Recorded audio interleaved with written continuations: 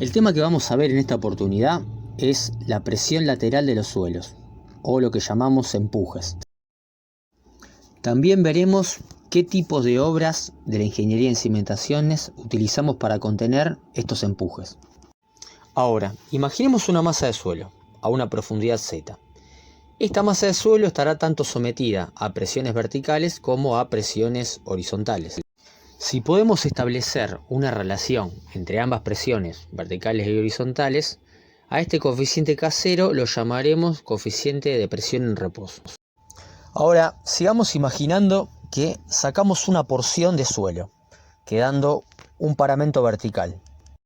Esto, por supuesto, que altera las condiciones iniciales de equilibrio de la masa de suelo. Como ya se mencionó en otros capítulos, la ecuación de la envolvente de falla es igual al esfuerzo cortante igual a la cohesión más la tensión de confinamiento por la tangente del ángulo de fricción. Ahora bien, Hackey en 1944 establece este K0 que dijimos que era la relación entre tensiones verticales y tensiones horizontales en 1 menos seno del ángulo de fricción para suelos granulares. También estudia los coeficientes de presión en reposo para arcillas preconsolidadas y normalmente consolidadas.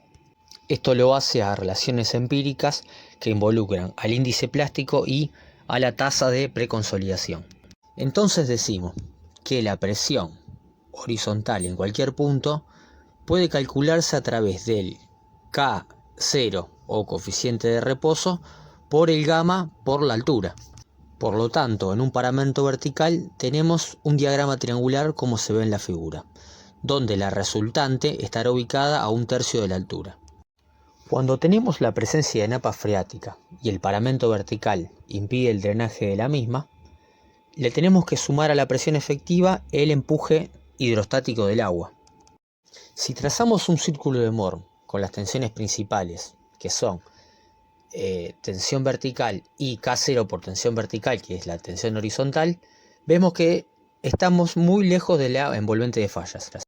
Ahora bien, si el paramento vertical no es rígido y admite una deformación del suelo, decimos que este en su tensión horizontal se relaja. Por lo tanto, su tensión principal menor decrece, haciéndose más grande el círculo de Mohr y tocando la envolvente de falla. A esto lo llamamos empuje activo de Rankine. Es muy importante comprender la diferencia entre el empuje en reposo, en el cual no hay deformación, y el empuje activo, en el cual hay una deformación. De lo contrario, no sería activo. Ahora, en cambio, si una fuerza externa comprime el suelo, aplastándolo, llevándolo de A' a A, aquí las tensiones horizontales se hacen más grandes, haciéndose la tensión vertical la tensión principal menor. La tensión principal mayor va a ser Kp, o denominado coeficiente pasivo de Rankine, por la tensión vertical. Y a esto lo denominamos empuje pasivo de Rankine. Entonces decimos que la presión activa es el esfuerzo que hace el suelo contra el muro. Y la porción de suelo que va a estar afectada a esto es la que está en la cuña delimitada por el parámetro vertical y el ángulo de 45 más φ/2. Y aquí lo que tenemos es el diagrama de presiones de un suelo arenoso. Y aquí vemos el diagrama típico de un suelo mixto, o sea, con fricción y cohesión. El término de la cohesión me genera un diagrama de presiones negativo, que por supuesto a la hora de calcular, por ser beneficioso, no se tiene en cuenta. Este triángulo de presiones negativas, debido al factor beneficioso de la cohesión, es el que me permitiría calcular mi altura máxima de excavación sin contención, como puede verse en la figura, que es el doble de este triángulo. Ahora veamos un esquema típico de una contención vertical con nivel freático detrás del muro y una sobrecarga en la parte superior. La sobrecarga Q se suma al diagrama de presiones efectivas y también viene afectado por el coeficiente Ka de empuje activo. Recordemos que el nivel freático no drena a través del muro, por lo tanto debemos sumarle la presión de poro y así obtenemos el diagrama total. Ahora podemos decir que la presión pasiva es el muro que presiona contra el suelo. La cuña de rotura es un ángulo de 45 menos phi sobre 2, por lo tanto es mucho más tendida que la activa. Vale la pena también decir que los coeficientes de presión pasiva son muchísimo mayores que los coeficientes de presión activa.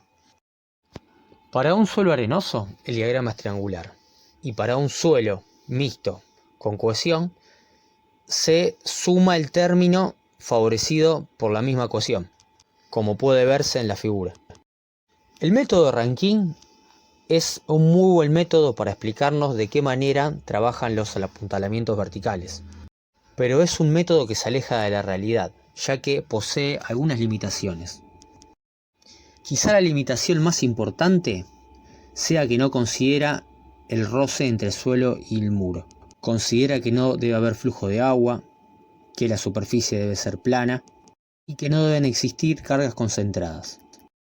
El efecto de la fricción puede ser un factor determinante en el cuanto al comportamiento de un muro, ya que ésta puede ser favorable o desfavorable tanto para la condición activa como pasiva.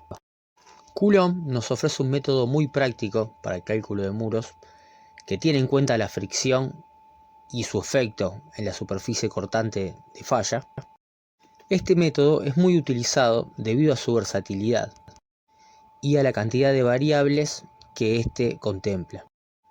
Por último mencionaremos el método semiempírico de Terzaghi para cálculos de muro de baja altura, menor a 7 metros, donde básicamente divide todos los tipos de suelo en 5 tipos, para los cuales confeccionó distintos tipos de curvas con los que puede calcularse el empuje del mismo sobre el muro.